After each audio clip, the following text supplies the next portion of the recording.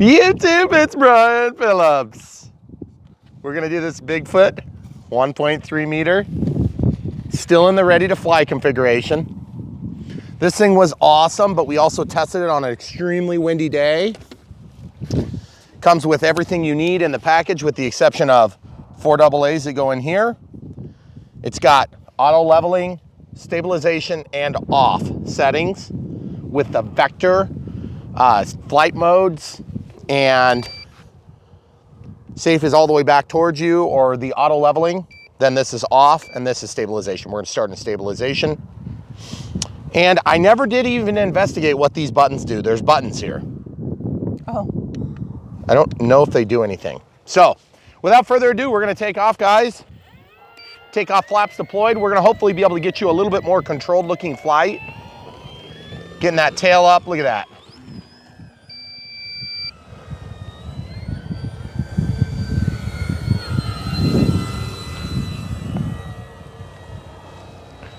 We're flying this today on 2200 3S Gen 1 Smart Pack. We decided we would go ahead and get into it with a little bit more oomph today, just to see what type of flight times we would experience. Camera crew. There's the sun all of a sudden. Okay, full throttle coming up right here.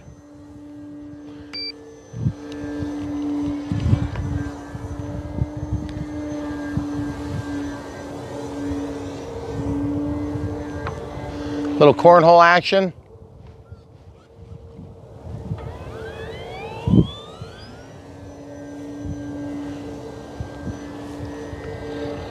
A better pilot could probably hammerhead this thing. But it really flies, really nice. It's somewhat of an effortless flight. I feel like I could trim just a hair on the elevator, because I feel like it drops the nose just a little bit, but part of that is trying to strike the balance between this and then takeoff flaps, which is where I'm gonna fly this plane most of the time. And I think what I wanna do is I wanna try to do that once I get into another pass in the wind. The wind, I'm going with the wind, even though the wind is sort of absent right now. No, this plane's been out for a little bit, but we've been super pleased with it. Okay, so now to trim the plane, since the nose is dropping on me,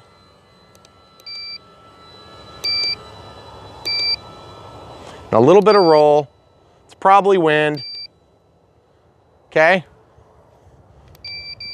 All right, good, there we go. Okay, so out of the flaps, ooh, a little bit more level. The porpoising you're seeing is just finding that middle click between too much trim and not enough trim.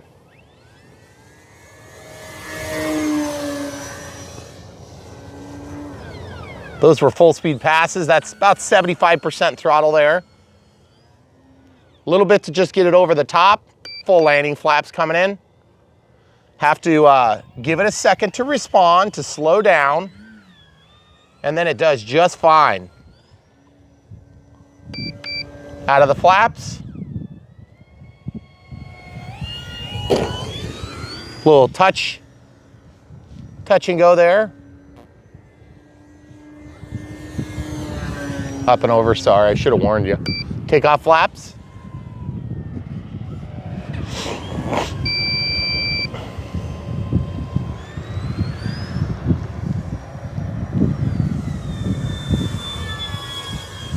Okay, let's go over here, see if we can get away from the wind. The wind is sort of shooting at the house from the entrance of the driveway, if you will.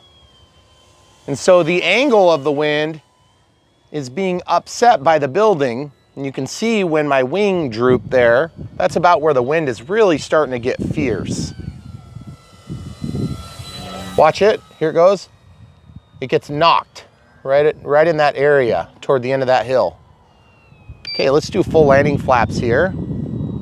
That was my thumbs that jerked it at the end, not the stabilizer. The stabilizer is keeping up amazingly for the amount of wind. Definitely not near as windy as the first day we flew this. Let's try to land at our feet, right in the grass in front of us. About 50% throttle just to keep it barely moving. And then just look at this, guys. Look at this.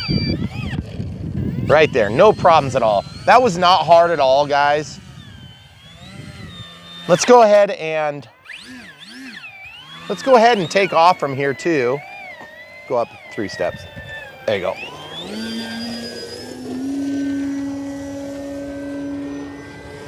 There must be a low pressure system on the side of that hill because it didn't want to get off the ground. Okay, so let's try this again. Okay, full landing flaps. We're gonna go land into the hill.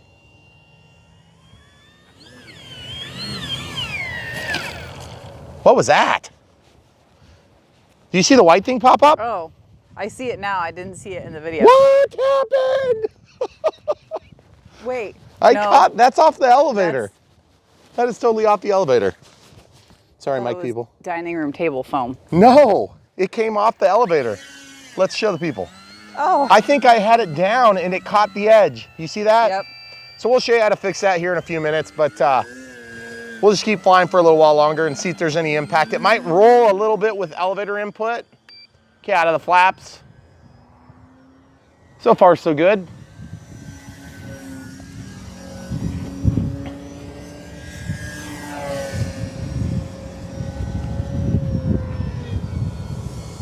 By the way, I haven't exceeded about 75% throttle on that whole pass sequence. Okay, full landing flaps. Let's try landing again and not breaking anything. Oh, you know what I bet happened? I bet I caught some tall grass on that thing. Because look, when you pull up on the elevator, this thing drops down like this. And I must have caught something. Maybe so. That is a bummer. Well, it'll be super easy to fix that thing anyway. All right, so we're gonna keep flying.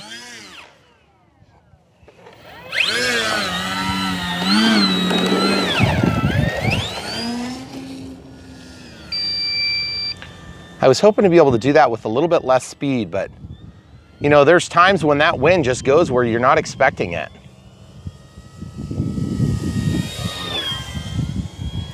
You see that, how I got all that lift right over those septic lids? Wonder if that's a weird spot in the wind. Let's fly into it again. About 50% throttle, let's see what happens. Nothing that's too crazy.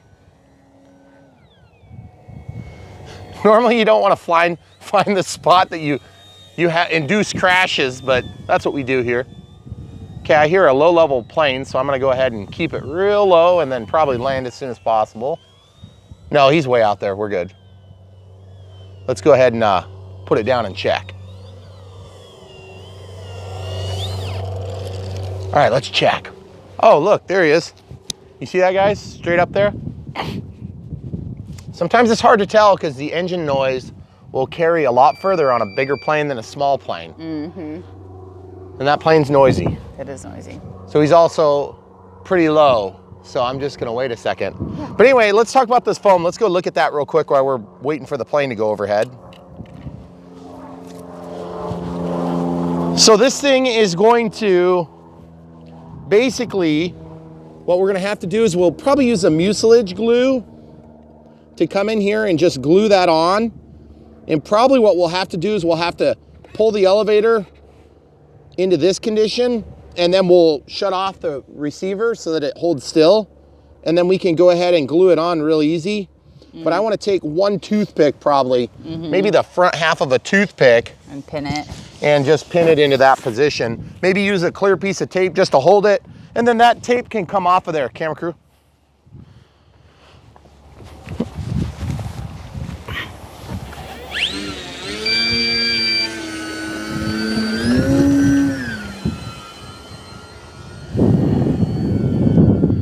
Okay, so that was into the wind. Pretty easy takeoff there. Lots of rudder to point that nose. Almost no aileron input there, just so you know.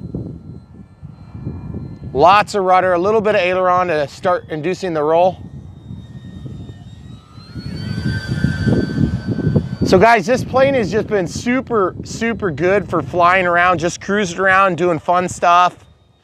But we were kind of hoping, whoa, I got a very large gust that pushed the nose down there. You see that, how it's slipping? Look at that, that's crazy. You see how far I got pushed back from the lines? I don't know if you guys can tell, but I'm crabbing like crazy in these passes. Watch this. Here's this pass. I'm going straight forward, but it's getting pushed toward the house. You see how far it's getting pushed to the house? Oh, that is nuts. Now we're gonna do the same thing, lined up with the road, and look at that thing crab. That is nuts. Probably changed about 100 feet almost. And then over here, look how far away it is. I'm pointed just a little bit into the road, and look how far it comes toward us. That is nuts. So it's really cool to kind of test the performance of your aircraft up against environment.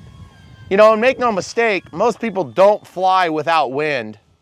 That's just something that we do to, you know, give you guys a good idea of how the planes can perform. Okay, into the full landing flaps. We're gonna land right at our feet, you good? Mm-hmm.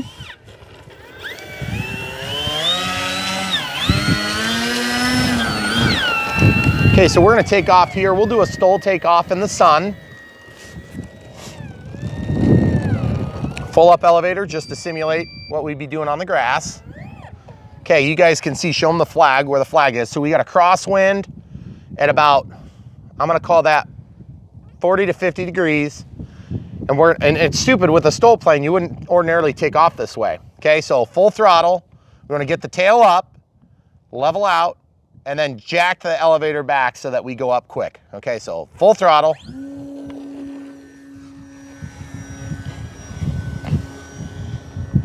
And you can get out of the hole really quick with this plane, especially if you got wind helping you. Still at 100% throttle. Do a big loop. Out of the throttle. Full throttle again. Folks, I don't know if you realize, but I like flying this plane. It's really fun. I love flying other planes too, obviously. Do you guys like that bounce and go?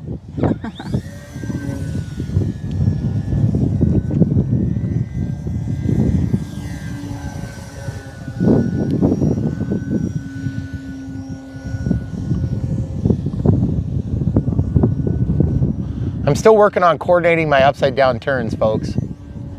It's challenging for me because I still have to think a lot about it, and I don't like thinking about flying when I'm flying. It causes it to be much harder. Okay, out of the throttle. This thing just can do no wrong, folks. Full landing flaps. And then when you're ready to bring it in, look at this. Just bring it in. Whatever ridiculous landing you decide to do, it just does it, guys. This plane has been great. I have no idea what our voltage is at, but we have a voltage alarm in there. So we're trying to carry it on for some time so we can tell you how long the smart pack goes for. Just happens to be kind of cold this morning. What are we, about 45? Yeah, probably a little under. That's a big bump. Let's see if we can get out of the hole. Doesn't look like we're gonna get it. There's some pretty big bumps right here. Yep. And my wheel is right caught in the middle of it. This is where our sod ended down here. So then we go into the really rough stuff. Yep. And so we do sometimes get caught, even with the big planes.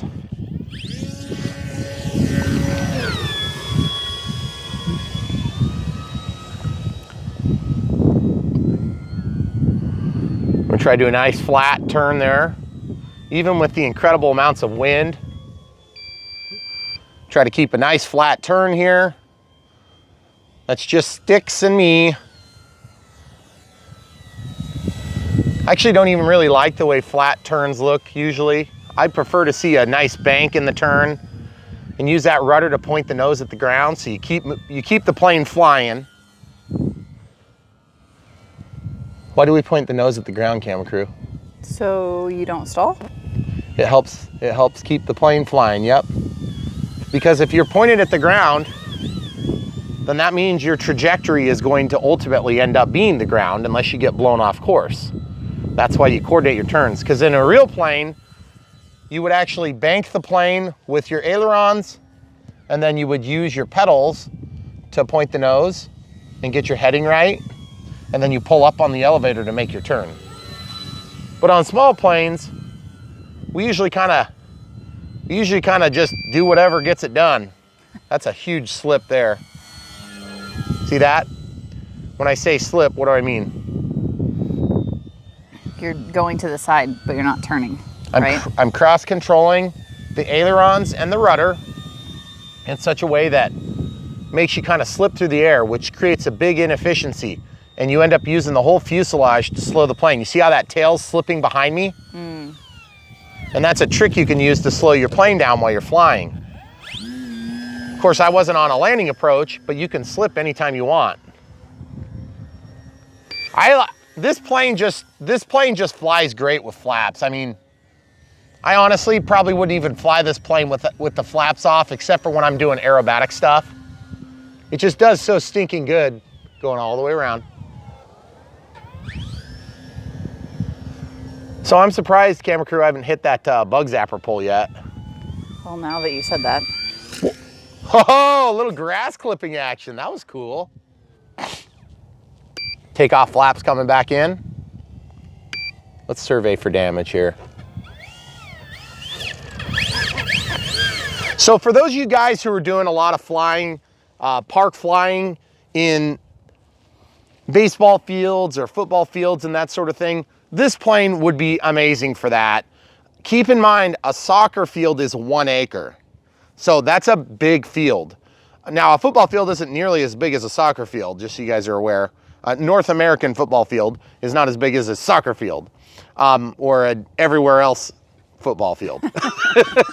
But the thing is, if you have you know, a complex of baseball fields that's set up in your community and you've got permission to fly airplanes and things like that there, this is a really fun way to do it, but just be careful that you're following whatever your local rules are. I don't control what your city council comes up with in terms of idiotic rules. So just keep that in mind. This plane is great. I want to keep flying it, but it's like I feel like the battery's never gonna die. Let's just keep doing it. Okay. And by the way, my little stop and chat moments, I'm not trying to cheat on the batteries here. I probably should not. I should just talk while I'm flying. Man, the clouds are really good for filming, I hope. Yeah. Look at this. Look at this front here, guys. Look at this. You see this front right here?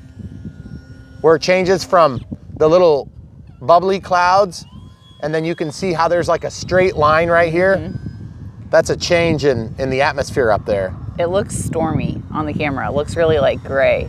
Yeah. On the left side. It's not in person, but. And then over here, it's like blue skies and happy. Yeah.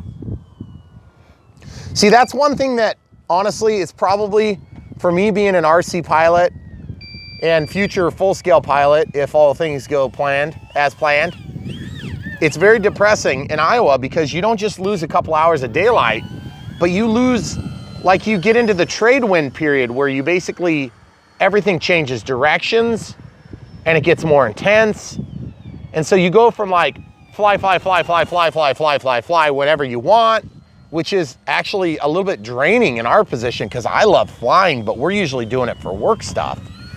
But when it gets to being where it's like crappy, fly right now or you won't do it for 2 weeks, it's kind of stressful because we want to fly, not only for filming reasons, but we want to fly for fun. And, you know, if you go out there and there's 30-mile-an-hour wind, it's not always great for every plane. Oh, warning. Hey, there's our low voltage. So we went to 70% throttle. That's what it looks like, guys. You guys hear the difference? Mm-hmm. Whoa, and then it shuts off. Oh. So, full throttle. You hear that? It came back on. But what happens is the low voltage, it rebooted. So we flew it to death. Awesome. Okay, so camera crew's gonna hold that carefully because there's no throttle cut. And what we're gonna do is we're gonna check the voltage. It's giving us a warning. So let's close those flaps here. So you wanna kinda, whenever a plane is in this, I don't have enough battery to operate stage, you wanna be super careful, okay? As in, I'm actually holding that so that the plane would actually whip out of my hands, okay? So here's our smart pack. Okay, now we're safe. Okay, we're gonna pull this battery out. 2200 3S. And by the way, that beeping is really annoying. Like, it does nothing. It's not helpful at all. It's totally useless. Would it be helpful if you were a new pilot? No. Okay. It's not helpful to anybody. It's helpful to robots. If you are a robot, it will work amazing. You can program your brain to count the beeps while you're doing 4,700 other applications. No, it's not helpful. It's annoying. Okay. The beep is just nothing but annoying. Just everybody listen. The beep doesn't help. It will not help you know when you're out of battery. You will fly past every beep. You will not pay attention. And if you're I'm a more experienced pilot than the brand new pilot. I can at least say that. So you won't be able to count them. Don't even think about it. No. Now, on like an EDF jet, maybe you could count to 3. But you got to remember, those things consume so much more immediate brain power than flying this plane. And that's not to disparage anybody who's flying this and they're good at it or they're learning how to fly on this. What I mean is there's a lot more demands when you fly a fast airplane than a slower airplane. It's just the way it is. Okay, so let's use the XBC battery checker. Okay. Okay. So the XBC battery checker, I'm just gonna put the canopy in your pocket now. This is, just so you guys know, if you don't wanna plug in the balance lead, you can plug in this. 5% left. Yeah, that's pretty low. We used it up. Then you can also plug this in. So evidently, jeez. So it's trying to get itself balanced, you see that? So basically this thing claims to have 6% life. What's our timeline on there? We're at 21, almost 22 minutes on the video. That is a lot of flight time. Down for a couple minutes, maybe. 3.51, 3.51, 3.57. And I have my alarm set to alarm at, and by the way, there's a black button here you can press, and it'll tell you I'm at 3.3. So you can't even get to 3.3 on this plane. It goes into low voltage protection. And what happens is there's 2 different levels of low voltage cutoff in LVC in some of these ESCs. Some of them have 1 level and that level is off. Some of them have 2 levels, and I believe this one must have 2 levels. I could be mistaken, so don't hold me to it. But what happens is the voltage starts at whatever, 11 point whatever, or it's usually per cell. And so you start at 4.2 and you work your way down, and about 3.6 or 3.2 or 3.3 or wherever they set it on the actual ESC, then the voltage output or the power output to the speed of the motor will be reduced in theory to prevent a brownout where you lose power to your receiver and to your flight stabilizer and servos. So the rationale, I'm gonna shut this off so we don't have to listen to that beep. The rationale is that you're gonna be able to get the plane to the ground, but you're gonna be doing it with reduced power in this case instead of off. So it goes to like 70 or 60 or 50%. I would call that about 60 to 70% somewhere in there. It might be closer to 50. It's kind of hard to tell. And plus with the winds coming over here, you always have to kind of gauge that on a plane. You're gonna know what low voltage cutoff looks like. And by the way, look at the pack.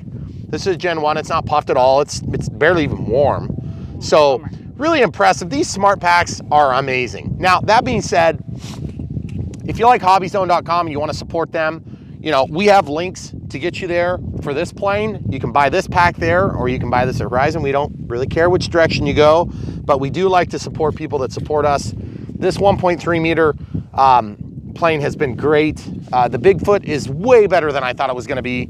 And honestly, all of the Aeros products have been way better than we thought. And by the way, just so you know, like if that beep really does annoy you, all you have to do is just get a receiver, put it in there, and then use your computerized transmitter, if of course you've got one.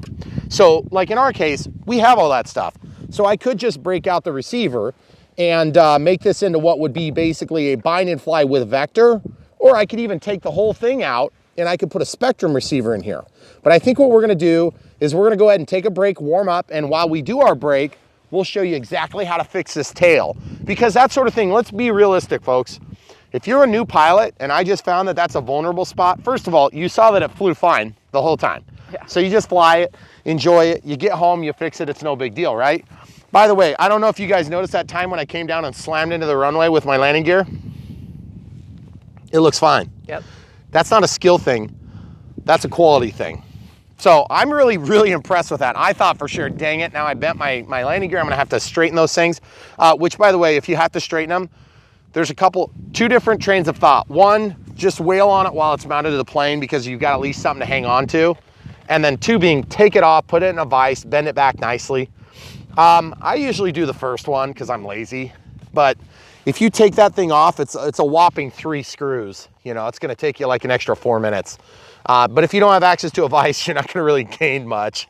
So you can put something heavy on it, push it into a table, and then just like have one person on each side push into it. It's really not hard to bend these things straight. But I mean, that is a testament to high quality. I'm just surprised I didn't break anything. I didn't break anything at all doing that. That's amazing. And by the way, some of the bigger Cessna 150Ts are easier to break in that regard.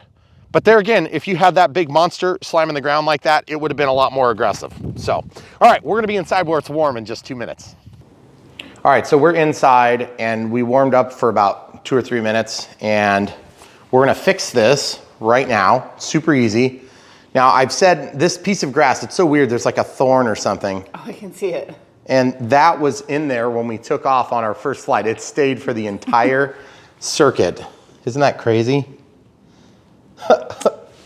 So anyway, this little corner, there's a million different ways that you could reattach this. You could use, you know, a handful of drips of CA, and you could slide it in and then just glue it on by holding it tight for a minute or two. When I say a minute or two, it's a couple of seconds is more like it. But in our case, what we're gonna use is we're gonna use a toothpick. And I don't ever talk about this because I just assume you guys know what I'm doing. This happens to be 80 round toothpicks. It's a Diamond brand. We just get these at like Walmart or Target or whatever store happens to be in your area. And then we have a little dispenser, we put them in and then we grab them out when we need them. But I never talk about what we use. It's the kind that's got this little glass opening on the top. That's actually not a glass opening, that's plastic from tape, it looks like, yeah. So I have these upstairs and downstairs. Any of these little commodities that you need, you get like 4,000 of them. So you'll use that for years. I mean, you'll be like a good enough pilot, you're not fixing things every 5 minutes by the time you go through that whole pack. But you do like the round ones round, as opposed to the flat ones. See how this is square? It's square and semi-round. Yep. Okay, so there's a flat, there's a flat, there's a flat, and there's a flat. And what that does for us is it gives a heck of a lot more strength. Yep. Okay, so that's not very strong, right? Believe me, it's a lot stronger than a piece of foam with nothing in it.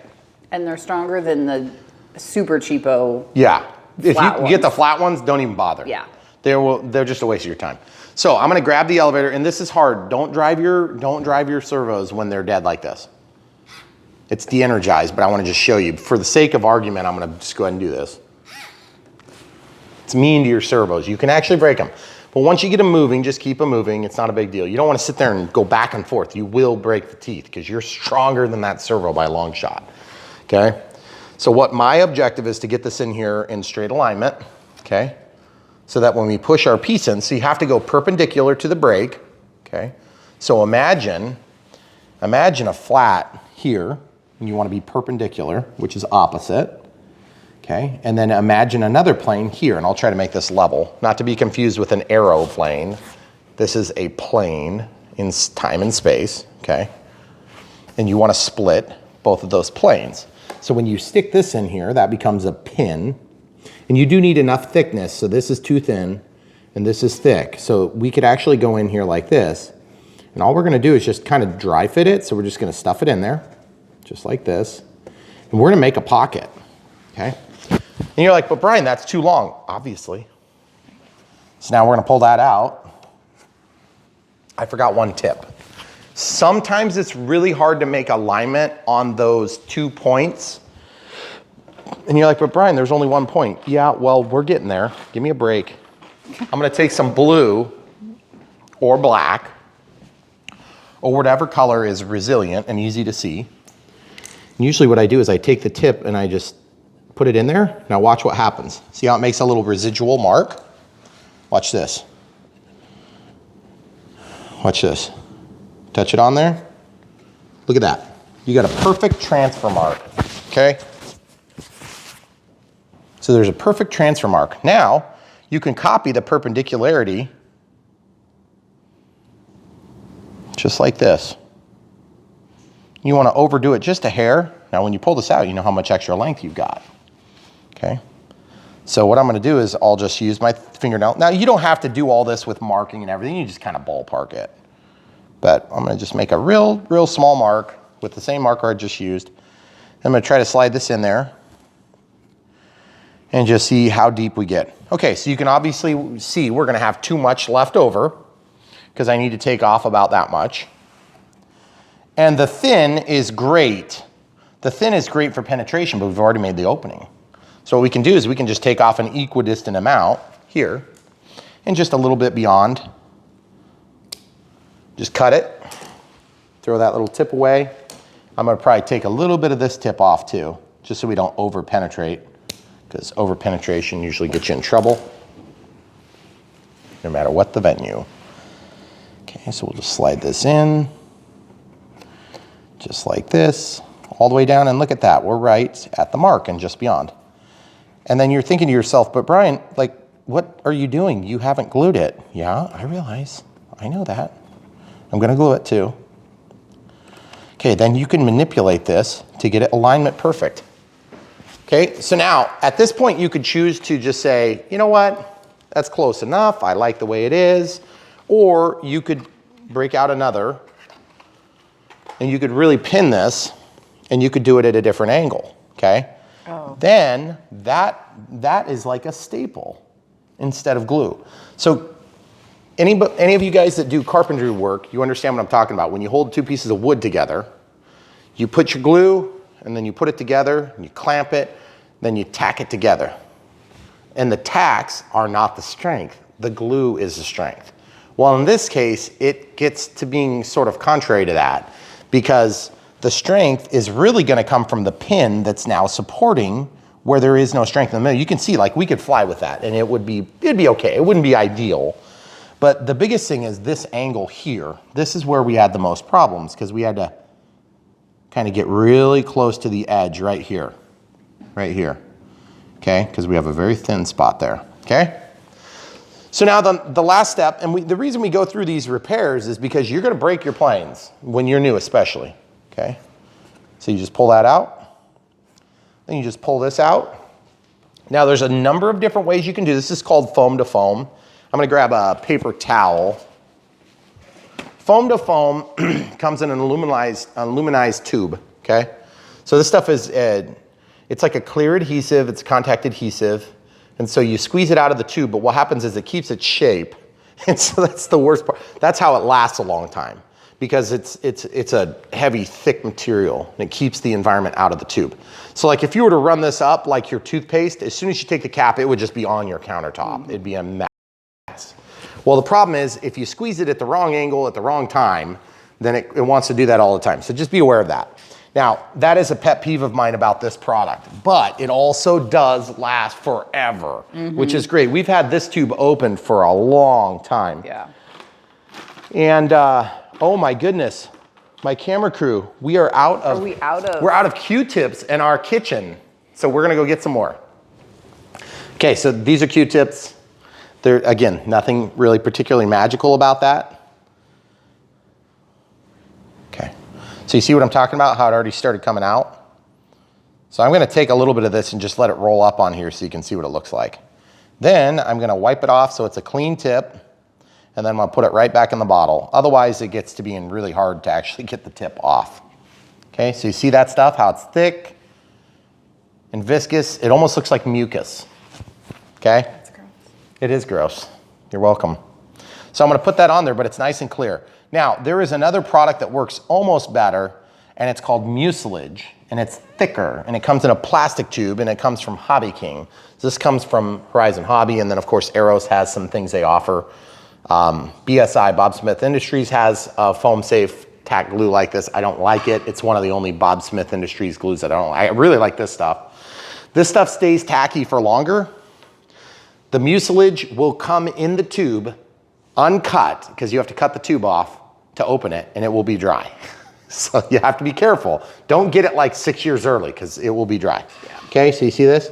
Now I'm gonna spread this And you'll note that blue, that transfer is gonna transfer a little bit. So if you really don't like the blue at this point, you can actually wipe a little bit of it off, because look what happens. It pulls it with the paint, with the glue. The solvents in the glue do take some of that out. See?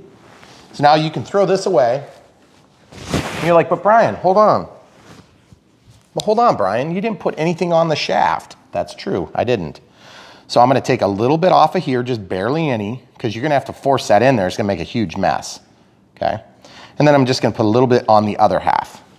So we're gonna slide this in here while it's still wet, and you're like, but it's contact cement. You're supposed to let it set up. Well, that might be true, but the thing is, we're trying to get this thing to slide in, and so you have to kind of get that ahead of time, okay? So now I'm gonna take another one and just guide it in, that last little teeny bit. Sometimes you get lucky and sometimes you don't. I didn't that time. I'm trying to keep glue off my fingers. See, now I push that in just beyond where we had been. So I'm gonna take this other and just peel some of that off, because there's a lot right there. And then I'll just slather it onto my shaft. Okay, so let's give them a real close-up shot of this. Here, let's go up here.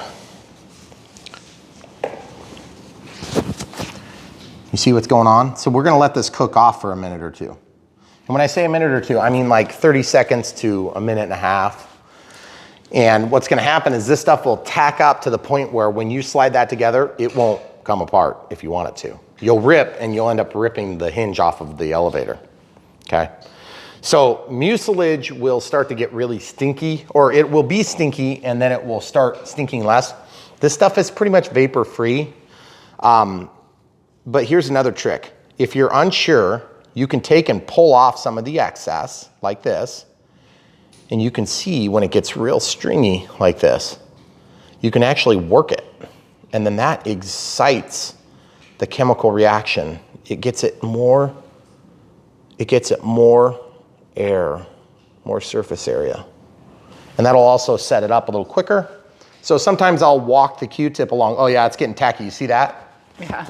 See how it's holding that? Now it's not holding it hard because I can still pull this away. But you see, I pulled the whole plane when I did that. Okay, so I'm gonna throw that one away. Now, this just needs to slide on, and we gotta get going on this or we're gonna lose our opportunity. All right, so then you can kind of manipulate that into the exact position you'd like it to be for the long haul. And if you got a little extra, you can wipe it off with your fingers, and this stuff rolls up almost like a booger, but it will leave a little residual if you get a lot on your fingers. If you get a lot on your fingers, you can clean it up with Kicker, which is CA Accelerant. Again, probably something you don't want to be putting on yourself, but I do it all the time. And look at me, I'm totally normal. So we've got that held together. And then if you look from underneath, we've got just a little bit of that blue showing through, which is unfortunate, but I'm not really super worried about it. Now, if you're ready to go fly right now, you could probably fly without any regard for that connection. It would be totally fine. So I'm gonna take some clear tape just to be on the safe side. You don't even really need this step, but if you were concerned, or if this is more of a structural point, like on the inboard portion of your wing, I don't like fingerprints showing through. So what I'll do is I'll stick this down just like this, and I'll overlay it. So it's overlapped a little bit. And I'll take and cut that, and then I can roll it. The fingerprints won't stick on the outside, but they will on the inside. Then back here, I'll come in and back cut this. Okay, just like that. And then I can grab this and peel it back. Okay, so it makes a nice clean cut. Then I can take my finger and just roll over that little teeny residual.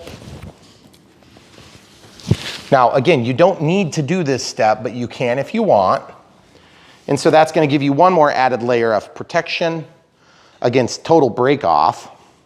And then we're gonna do the same thing. The other thing too that this is gonna do for you is it's going to stop that glue from pooping out in an ugly manner. Because it will, as it dries, it seems to kind of like push out. It's weird. So now, again, this is hard on your servo, so do this sparingly. Listen. Hope you can hear that, okay? So now I can see the bottom really good. And you see I need to just bend this just a hair, just a hair. And remember, it's foam on both sides, so you can actually work it still. And I'm gonna lay this on here, just over the seam.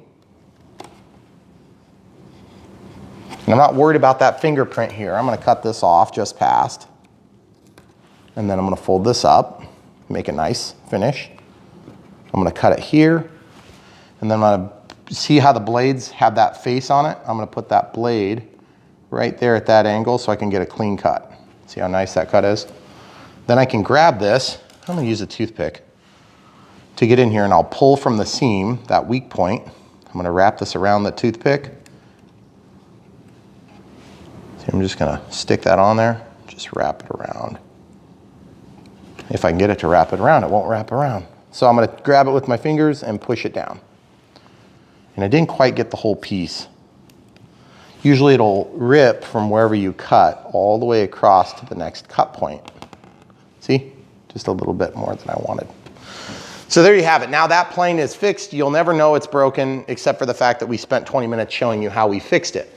And the whole idea here is showing you guys more of, I usually like to restore it to the central position so that when you turn this on, it's not like even past where it's supposed to be and it doesn't know where to go. Or worse yet, it recovers to an opposite condition, which has happened to me before, it tries to. This is just all part of the hobby. Fixing airplanes is not generally a super hard thing, but like if the same brake had been here, you might have a wire that's going back for the LED. Or you know, like if you broke here, instead of using these, we would use like a bamboo skewer that's about 4 or 5 times the size of this. Those work really nice for bigger repairs. And I mean, we've had planes that we've crashed into trees and they've been in 6 or 7 pieces and we brought them back to, you know, the 10-foot test, you wouldn't even know they were crashed. So as you can see, that thing, you're never gonna know that was crashed.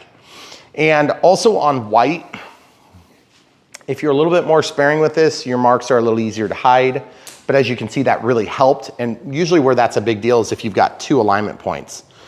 And the key is if you wanted to do 2 alignment points, the best thing you can do is get one of them in, get everything repaired, and then take your servo. Like in this case, we didn't do this on this plane because I don't think it's necessary at all. It's just overkill. Then you would take this and you would just basically supplement with a second one. I guess we can show them how it works. It's not like we need it. So you got to be really careful to be perpendicular to the length of the wing. Otherwise you're gonna cause problems for yourself. Okay, and make sure as you're pressing it in, you don't deflect the wing.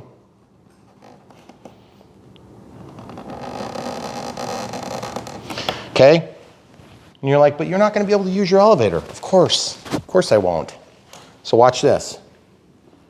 Now, watch your eyes. I gotta get in a little further. I'm trying to use scissors instead of side cutters because I know you guys don't all have side cutters. So that shot across the room exactly as I expected. Now I'm gonna take something with a blunt tip and I'm gonna push this in all the way. See? You'll never ever know that it's in there. Now, you can see we've got 2 structural supports inside there now. Okay? So that's gonna keep that little somewhat unnecessary component from ever breaking free again. And if it breaks free, now the entire plane will break with it. So hopefully that helps some of you guys that are new to the hobby.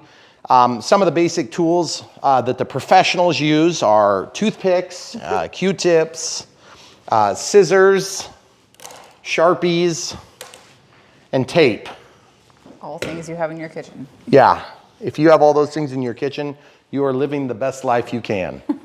So without further ado, we'll get this thing wrapped up. The Bigfoot has been great. We really, really like it. 1,300 millimeters of pure joy. And by the way, I may have mentioned this in the first video, and not to take anything away from Horizon, because Horizon's a great company too, and we work with them too.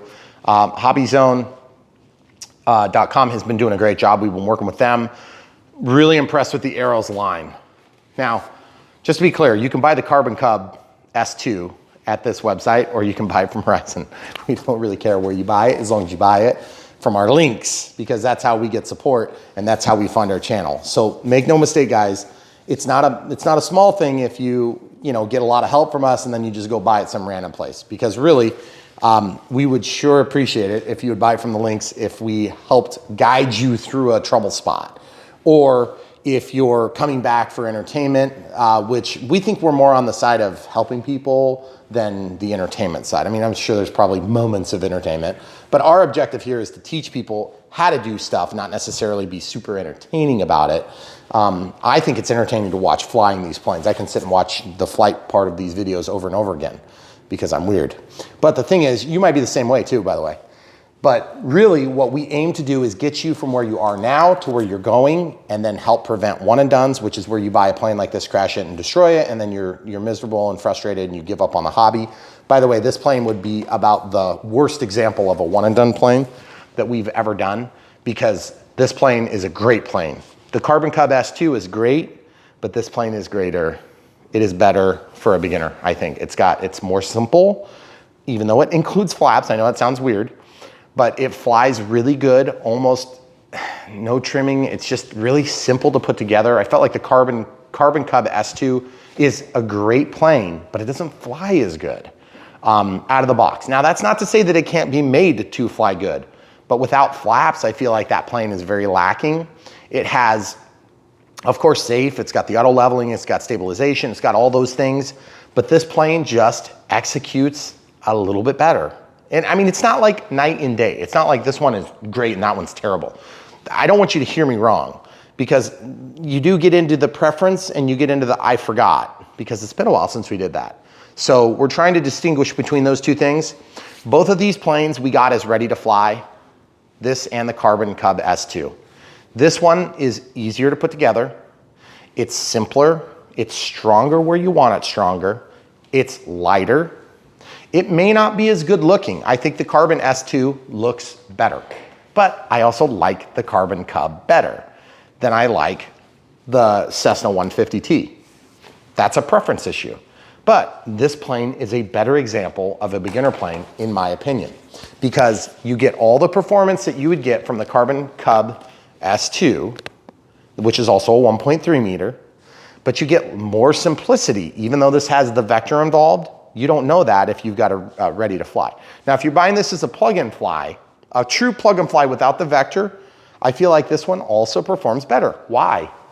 Because it has flaps and LEDs.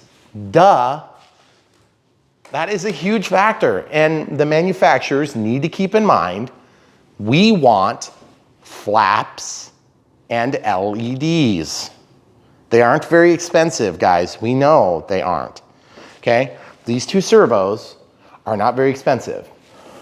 This hardware is not very expensive, okay?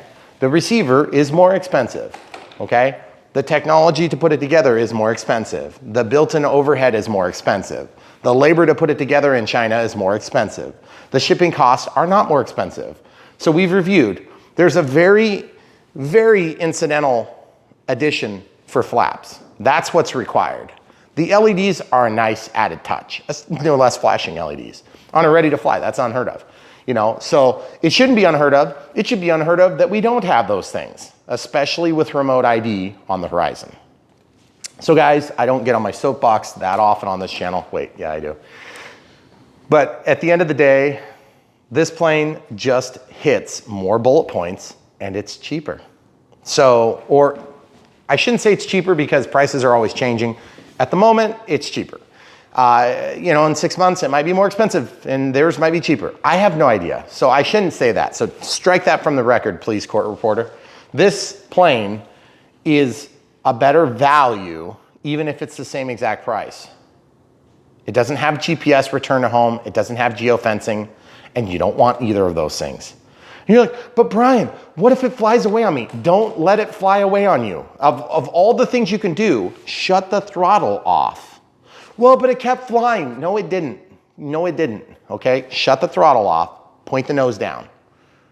Yeah, but it wouldn't go down. It wouldn't come down. It was in a thermal. Then shut off safe or auto leveling, and then point the nose down. Get it in a pile of pieces, bring it home, get your toothpicks out and fix it. These things don't fly away, okay? Now, you might lose orientation and crash. I get that. But these are not, you know, 400 millimeter warbirds, okay?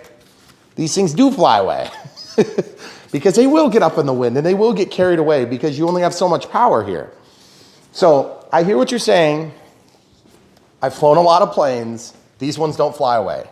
The Carbon Cub S2, if it flew away, you are one of a few. Now, I know there's a few people that have had that happen because what'll happen is they'll get up into the, just outside of range because they're way higher than they should be. By the way, don't do that. There's a reason that we don't want to get like 5,000 feet up because then that's where real airplanes are with people in them. So anyway, if you're way up there, you can actually get out of radio range, but just don't do that. Stay where you can see, stay within a range. I mean, you don't fly in a yard like this when you don't know what you're doing. You have to learn to do that. It takes years. So anyway, you're at your flying field, you've got lots of room. You get up in the atmosphere and you're far enough that you lose range. You better be running after that plane. I'm saying it's your responsibility. You better be looking like a fool running along like this. Trust me, I've done it before. I've done it on camera, okay? I've run after planes, full speed, however fast that is. If you're in a wheelchair, put it at full speed, whatever it is you gotta do. Get to the airplane, okay? If you gotta jump out on the highway, then that's what you do.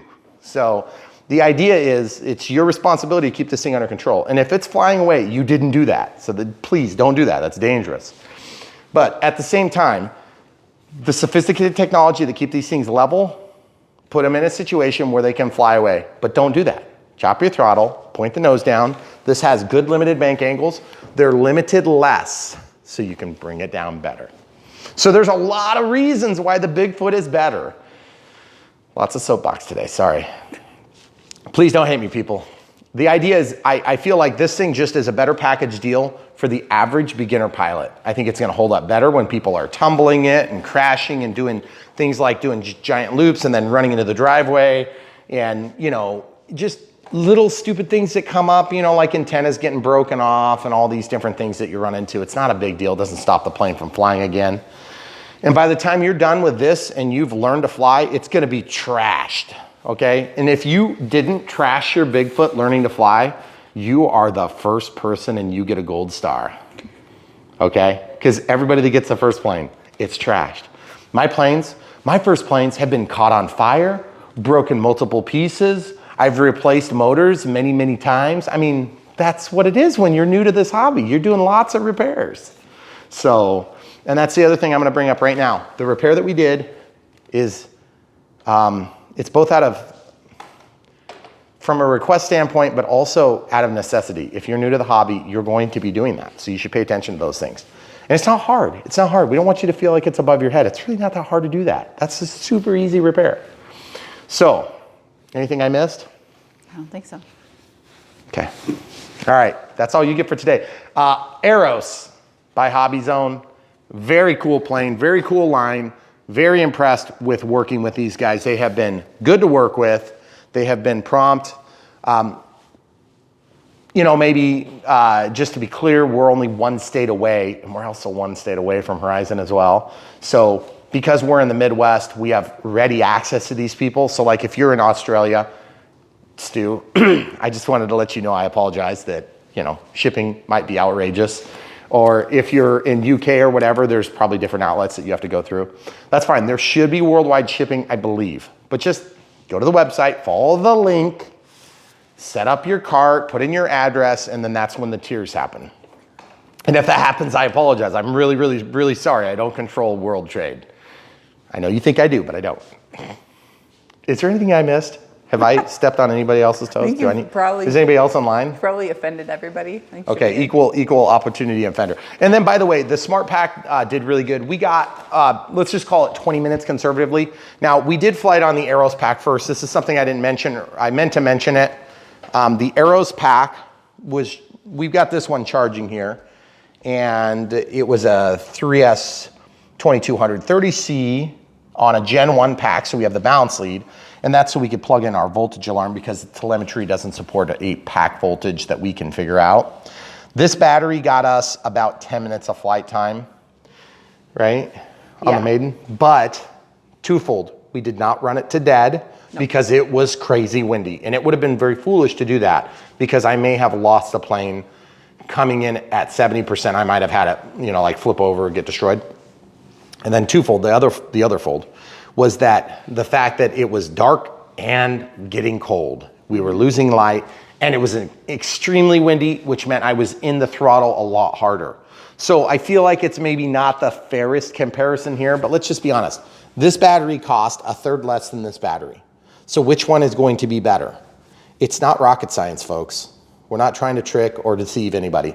You can buy both of these batteries at Hobby Zone. You can buy this. You can buy both of them at hobbyzone.com when you're making your order for the Bigfoot. If you buy this as a ready to fly, it does come with the XT60 in here. And yes, we use the IC3 in there. They will plug in just fine, okay? So it's a different end, but they fit, okay? It's a little bit harder to put them in, just so you know. So that's normal, and it's not like you've done anything wrong. So if you buy that smart battery, which we'll link to in the video description below, you can buy that as part of your order with even the ready to fly. If you're buying this as a plug and fly, as in no vector, I would recommend the AR630 with no antennas, or the AR631 with antennas for $5 more. Buy it with antennas, is my opinion. My opinion is, you know, irrelevant if you look at the technical specs, because the ones without the external antennas do just as good. But I don't trust them. So I want an antenna that can get cut. Any other thoughts? And no, don't buy the AR637T. It's way too expensive for this plane. Yeah. You're gonna spend as much on that. Well, not as much, but you're gonna spend like $100 on that thing. That's way more than you need. Yeah, if you get it with the Vector, which is the middle of the road, so it's a plug and fly plus with the Vector, then you can buy an AR620, okay? The 620 would be just like what we did in the Edge 540, and that would be a perfectly good solution. So without further ado, lots of information. We go in the weeds on the beginner planes, and we do that on purpose because we know you beginners are learning a lot and you're trying to absorb as much as you can like a sponge. And that's exactly what you're gonna be doing for about 2 to 3 years.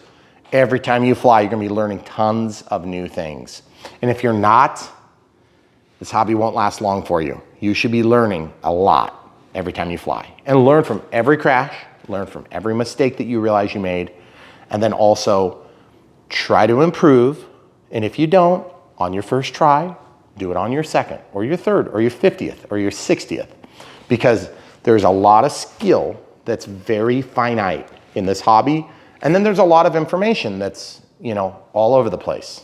So you have to kind of sort through the BS to get to what's really going to be true in your application. And we're here to help you with that. So please do look in the video description below, buy this plane from the links below, buy the batteries from the links below. And yes, if you go to the hobbyzone.com, you buy this plane, you follow the link to the plane, then you buy other stuff. We'll get credit for the other stuff, so don't worry. You'll be supporting us, and we really appreciate you thinking about that. We get that question a lot, and you know, we don't want you to think this is like just a huge commercial, although to be honest with you, we love airplanes and we do this. We do make money on it, and I hope to replace my day job with this someday. But we're, let's just say, a few years off on that would be the easiest way to put it. A few getting longer. But the quicker you guys help to support us in that arena, the quicker we're gonna be able to do full-time on this gig. Also, I don't care if you buy this or if you buy the Carbon Cub S2. Either one makes us happy, and I think you'll be happy too. But I would not get the GPS if you get the Carbon Cub S2. We have videos about the Carbon Cub S2, just so you know, and you can watch those videos and you can make up your own mind. Also, keep in mind, we're doing this in fall when it's windy and the weather is poor, so we're having small flight windows. With the Carbon Cub S2 in the summer, when we had a beautiful long evening where my son and my wife could both fly the plane, we're not in those circumstances right now because it's like 40 degrees with 30 miles an hour wind. It just changes the whole nature of those choices. But you could get this flight on Thanksgiving. That's pretty cool. Of course, you're probably seeing this video after Thanksgiving. And if you are, my apologies, you can fly before next Thanksgiving. All right, stay tuned, guys. Leave the comments, leave your questions in the comments below. And don't forget to give us a like. The thumbs up really does help the algorithm to preferentially treat our videos over some of our peers. And that is one of the ways that you can help support our channel by giving us a thumbs up. Even if you can't buy the stuff from our links down below, And if you see something you really like in this video, but you want to buy something that's totally unrelated to this video, just scroll down a little bit further in the video description, and we have master links to most of the stuff, most of the different companies we work with, like RTL Fasteners. Into the AM makes some t-shirts that we've helped to showcase a little bit. And then of course we've got Amazon links if you want to buy like groceries and stuff. And then we have, or books or whatever it is that you buy at Amazon. We have the Horizon Hobby links. We have the Eros Hobby Zone link. We've got, who else? A Banggood. Some RTL Fasteners, already mentioned them. Who else? Oh, Titan Equipment, which we work with them for a lot of the agricultural stuff that we review. And if you really want to help us, but you're like, you know, I'm not into the Bigfoot. I've kind of like moved past that. I'm just curious to see what you guys are up to in your lives. Those things are there for you. We also have Patreon and PayPal. And those are the other two things you can do to help fund this. And we appreciate you, world's best audience on YouTube. Stay tuned. So much more coming. YouTube, it's Brian Phillips. Look at this. We got the 1300 millimeter Bigfoot. We're gonna try to fly this thing. It's a ready to fly, and we've got a 2200 3S that's in there, Smart Pack Gen 2, and we wanted to catch the sunset here. Of course, it's calmer than it's been all day long, and we're gonna try to get some good footage for you. Here we go. Lift that tail wheel up. Absolutely gorgeous. We haven't seen this plane in dead calm or very close to dead calm yet. And now is our first opportunity. Just loving the look of it. The thing flies phenomenal. For being a ready to fly, it's one of our best flying ready to flies we've ever done. As you can see, the ready to fly with flaps is just something we never get. This plane comes equipped with auto leveling, LEDs, and flaps. Out of the throttle here, forcing the nose down.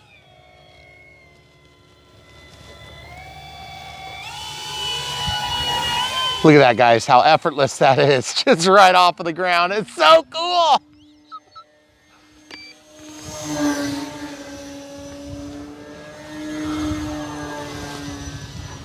Okay, going under the power lines down the runway. Can you come with me, please? Get on the right side for me, please.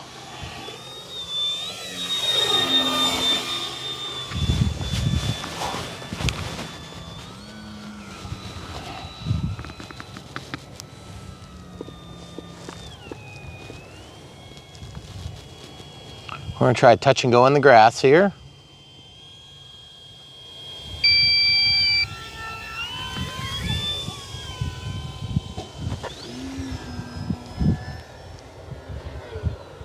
We're gonna try again for a touch and go.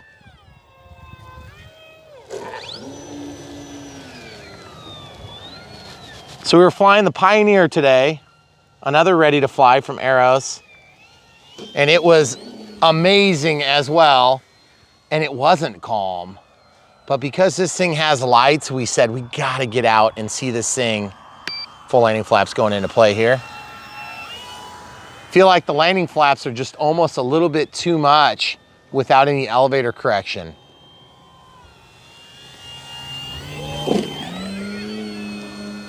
Of course, I hit the biggest bump that you can hit.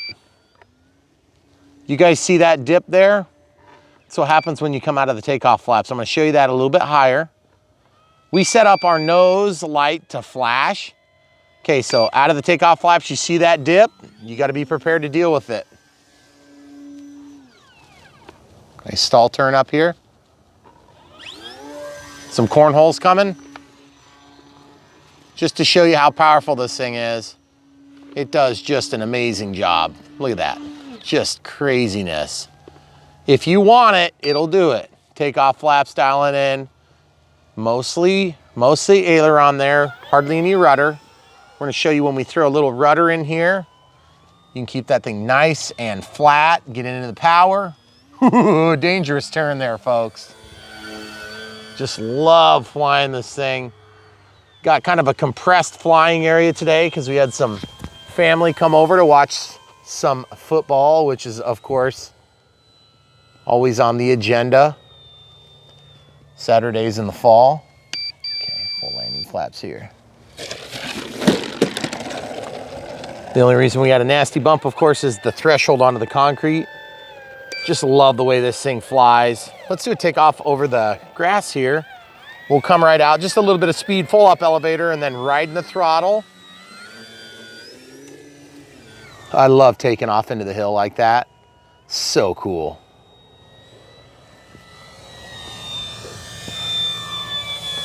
As with any STOL plane that flies in terrain like this, you're gonna fly the environment. That's what we do here on Brian Phillips RC. If you want to support us, you can buy the planes from the links in the video description below. Of course, we love whenever we get a real winner like this because we know that you guys can really tell that we love them. Not every plane that we fly is something that the masses will like, but I can tell you this with certainty, folks, this plane flies really good. Vector stabilizer integrated, even in the ready to fly, we have stabilization and auto leveling if you want it. I'll go ahead and turn that on now. There's auto leveling right here. When I let go of the sticks, I'm gonna show you what it looks like flying straight toward us. Let go of the sticks and look what happens. It just goes straight overhead. Very cool. So we're still in auto leveling just to show you what it can do. Full landing flaps. Look at that thing just cruising along. Look how slow it goes. And I know some people are talking about how fast planes go because they don't fly. What I want is slow. I want really slow, as in so slow you could just about reach out and catch the thing. Now this is, of course, with Aeros answer to safe. And it works very good. We have seen some other auto leveling creations. We are in auto leveling still, just to let you know. We always let you know if we're in auto leveling, out of the landing flaps into the takeoff flaps, going way out. You can tell we're in auto leveling because we're limited on how high we can pull our angles for pitch, and then how low we can pull for pitch, and then how much we can roll to protect you from crashing. Okay, so we're gonna come out of that. And obviously we're not in that mode anymore. And look how nice those lights look. Mm-hmm. Folks, I fly this plane with takeoff flaps deployed, I would say probably 80% of the time, with the throttle about 50 to 75%, except for when I'm really getting into a tight spot like here, where I'm changing my direction of travel quick, because then I need to fight the inertia the aircraft has on it, the forces that are acting on it. Just really a good flying plane, folks. I don't even know why I come out of the takeoff flaps, to be honest. It flies better with the flaps on all the time. Let's see if we can land from this really steep approach. Force that nose down. Little tricycle landing. Ground loop just to kind of get it where we want it. Full landing flaps, STOL takeoff.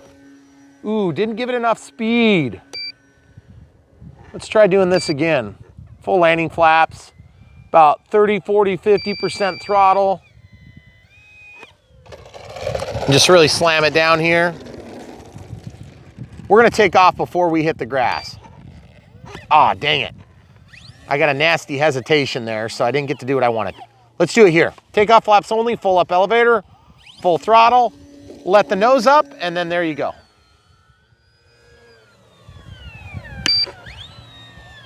Look how slow it's flying. That's awesome.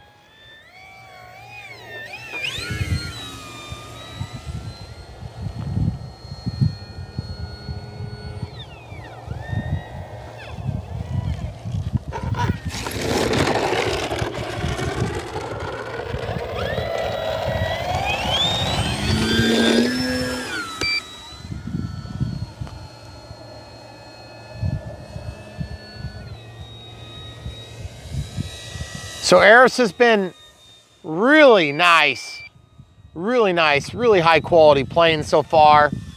Very, very pleased with the quality of product, with the packaging, with the auto leveling, with the stabilization. It's just all been so good.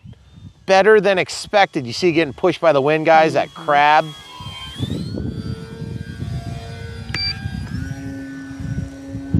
And all the while, you can still do crazy things like that. This is a ready to fly, folks. You don't typically get this type of performance out of a ready to fly. Slow flight in inversion. That is just crazy. You normally don't get that. Watch this. Good high-speed performance. Awesome roll rate. Full landing flaps.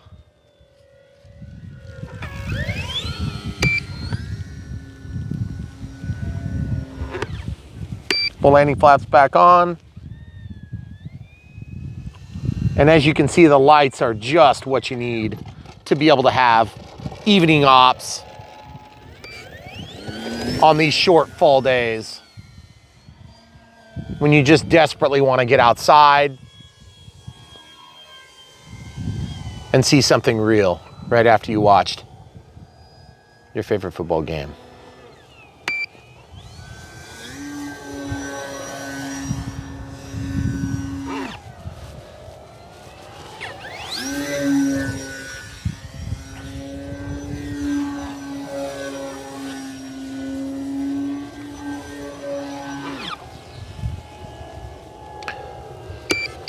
And this is when the camera crew really earns her lack of paycheck.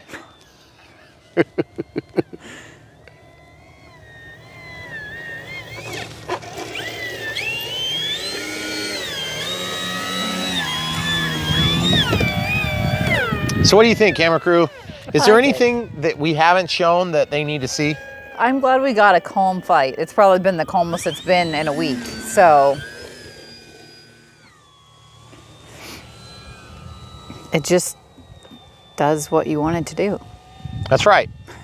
And it looks good doing it. I mean, it's not maybe the most absolutely gorgeous plane we've ever seen, but I gotta say, it is definitely not bad looking. No. You know, and I don't mind having a little bit less detail, like say a scale cockpit and glass windows. I can take or leave that stuff. I mean, it's cool, it's interesting. But honestly, compared to like, give you a recent example. The 1400 millimeter, or was it a 1400 millimeter? Maybe it's 1200 and something, it was some weird number, 1220 millimeter. Sky King, I think they called it. It was the Cessna 182 by FMS. Mm-hmm. I could take or leave the glass. It didn't add anything to the plane. It's beautiful, but the thing is it didn't fly very good. This thing flies a lot better. And this is ready to fly, which means you end up with a lot cheaper plane in general, something that you can get for a friend that doesn't have a plane. You can get them hooked, which by the way, the best way to get somebody hooked on flying is to get them something like this. Get them started, something that's very confidence boosting. Get them up in the air or take them out and teach them how to fly yourself. Because really at the end of the day, what we need is, you know, about 20 or 30 million more RC pilots. And then we would stop having some of these stupid problems we have with remote ID, where we basically have no legislative power. Because there's just not enough people for them to care about. We are a blip on the radar, even though we are the future pilots of America. Out of the throttle still. Just so cool, guys. And as a beginner plane, there's something about simplicity that just makes a difference too. But the thing is, it's not even really, and I get what you're saying, it's not that simple. It's like there's flaps, there's LEDs, there's flashing LEDs. The things that it does a great job of. But it's not like you're giving up anything. But you're not worrying about setting up GPS and geofencing. And yes. But it has the features that everybody wants needs in a plane. and wants. And look at the LEDs color and of the flaps. lights too, by the way. I know, they're great. We The mentioned lights that. are fantastic. The color is right, the location is right, The brightness the is right. function is right. Yep. The only thing on this plane I specifically do not like is the tires. They're way too hard. And after seeing the Pioneer and those soft, squishy tires, I thought, oh man, those would be awesome on this plane. But I gotta say, if your budget doesn't contain quite enough cash for this plane, whoops. If you don't have quite enough in your budget for the 1300 millimeter, just get yourself the Pioneer 620. You will be, I don't want to say equally satisfied because this is a lot better plane in general. It's just so much more to it. But what I am going to tell you, that plane flies really good too. And we were super surprised. By the way, I just want to point out the fact that we're flying at twilight. And look how nice those lights work. It is absolutely enough to keep orientation. Red is right returning. There's very little blind spot on that. Like right now, that's barely a blind spot, meaning that you turn when the lights are facing away from you, you can barely have a change in state. You can definitely tell it's coming at you because of the flashing lights. And you can definitely see both the red and the green for spatial reference. So it's all the things that you really need to be able to fly in early evening, right around sunset, which by the way, sunset gets earlier and earlier for about another 2 months, right? Until this winter solstice. Month and a half, yeah. Yuck. I mean, just look at this thing. Terrible landing. We cannot end on that.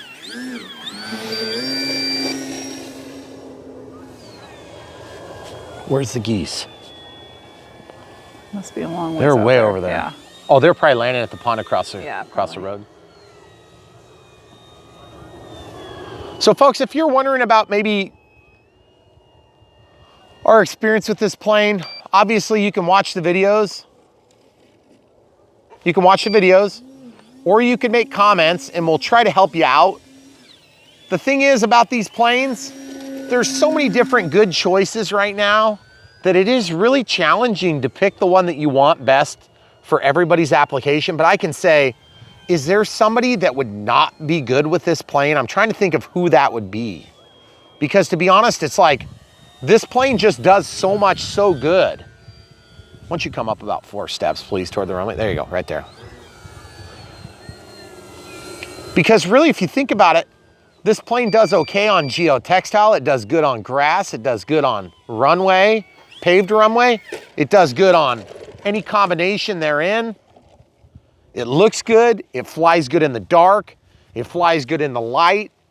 It just flies good in almost every circumstance. I can definitely say that the ready to fly battery gives you a solid 10 to 15 minutes of flight time. That would be a very conservative estimate based on the conditions. When it's calm like this, you can fly forever.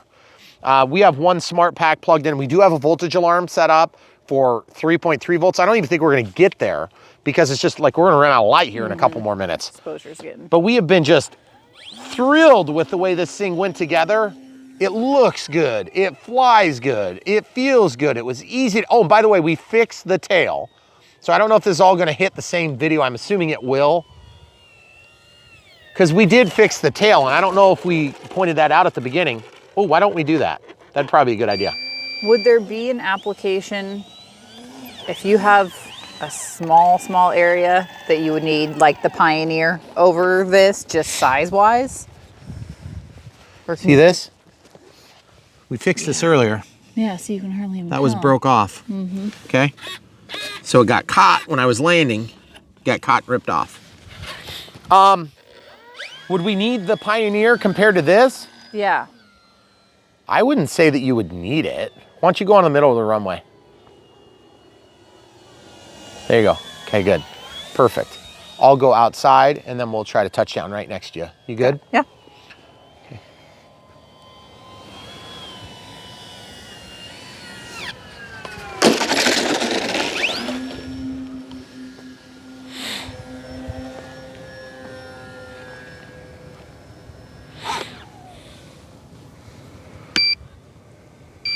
Full landing flaps out. Look at that steep approach, and we still lose in speed, which is what we want with flap deployment. I don't know if you guys can see this, but when I get on the ground, I move the rudder from one extremity to the other, and then I use that to brake the vehicle. So if you ever see me wiggling the rudder, that's what I'm doing. And you can see that the LEDs are bright enough to lighten up the ground. Definitely a good thing. Get that tail up. She's flying already. Full landing flaps, probably a little bit too steep.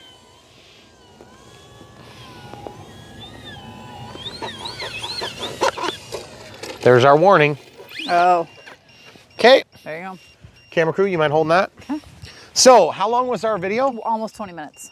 Just Okay. shy. So, and it just recovered, so we probably could fly for another couple minutes on a real conservative level.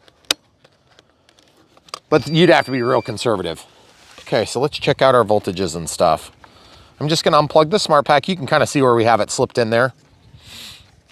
Okay, so as you can see, the IC3 does mesh up with this XT60 just fine. It's a little harder to push in, so don't be surprised if you have to work at it a little bit more, and sometimes you'll kind of like almost break your nail. If it slips off your finger, it hurts. So just be careful the way you do that. And I don't have any Velcro on my battery because I don't do that. So 10.5, so we're at 3.52, 3.52, and 3.55. So basically we're getting a sag that's dropping us down. And to be honest, just been super duper happy with this. The provided Arrows pack works really well with this plane. It gives you, I would say, you know, somewhere between similar to 85%, 80%, somewhere in there of what you're gonna get on a smart pack. Smart packs are quite a bit more expensive, but I love the way they work. They work well, they get you what you need, and they basically do a good job of doing all those things. Plus then you have a better safety margin with this thing than you will with a standard LiPo. And again, not to disparage the Arrows pack, they've been good. I don't really have anything bad to say about them, but they are definitely not smart packs. So just so you guys know, if you're wanting to support hobbyzone.com, then you can order the smart packs there. You can order them from Verizon. We have links to both. So it's your call.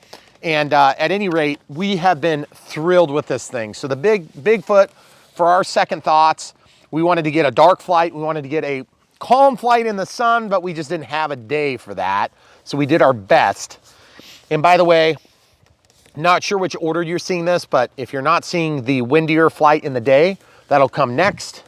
And we're gonna actually show the repairs of this. If you haven't already seen that yet in the video, that'll be added into this same video for our second thoughts to help you guys out that's trying to learn how to fix foam planes as well. And that's part of what we try to do on Brian Phillips RC, is we show not only what to buy, choices to buy, but what type of batteries, how to set up the radios, how to go from an unboxing straight to the air, and then how to get the most out of your airplane.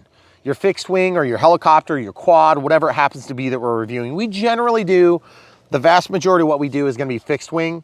We do some radio controlled cars and different things once in a while too, but generally what we do is fixed wing. That's what we specialize in. So we love to have you guys here with us, checking out all the latest and greatest products. And even the Bigfoot, it's been out for a little bit, but this thing is a great plane, and it is definitely well deserving of a title like Carbon Cub S2 Killer.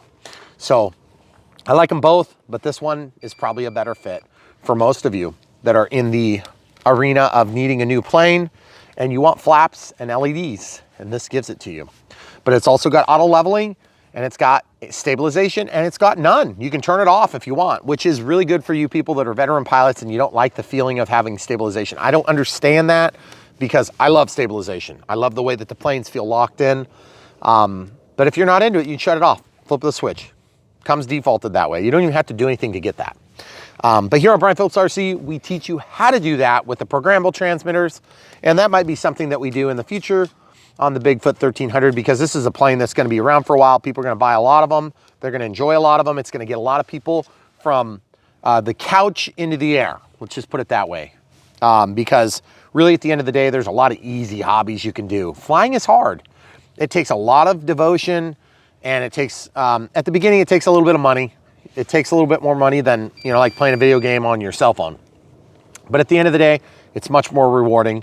And it's kind of one of these hobbies, these skills that only a select few have. And it's really cool because it's a great equalizer. You can have 3 guys on the flying line and you know, one guy's ultra rich and one guy's ultra poor. And then there's the guy in the middle that's just, you know, in the middle somewhere. And it doesn't matter how much money you have, how nice your equipment is. You still have to know how to fly. And it is not something that's handed to you on a silver platter. Although I'll tell you what, there's never been a better time in history to learn to fly than right now. So if you're on the fence and you're thinking about it, get off the fence, order this plane, use it to help teach you to fly. Maybe get yourself a simulator if you're really into it and you can fly in your days off. But if you fly every day for a year, you will be flying on your own. You'll be flying good. And I mean, like, you'll be a good pilot by the end of the year. The first couple of months, you're gonna have a lot of bumps and bruises, and we'll help you through those. But at the end of the day, if you wait a year, you're gonna be a year later. That's what I tell people when I'm talking about trainers. If you wanna fly a 6S EDF F-16 80 millimeter going 120 miles an hour, you're gonna start here. You don't start there, because that's what makes one and dones. And a big part of our focus here is to help avoid one and dones. So, without further ado, check the links in the video description. Buy this plane. Don't forget to give us a thumbs up if you like the video. And obviously, come back for more. Thanks for watching.